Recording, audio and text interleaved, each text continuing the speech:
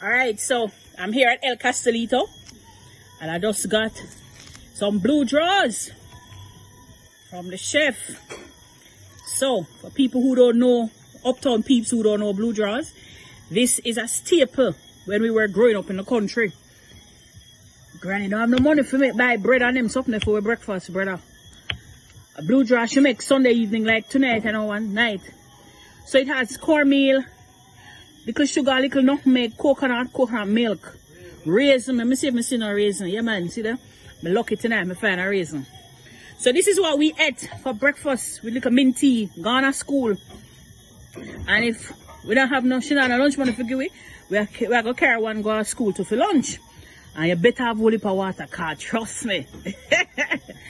But this is blue drawers, guys. Straight out of El Castilito, Orange Hill, Brownstown, St. Anne.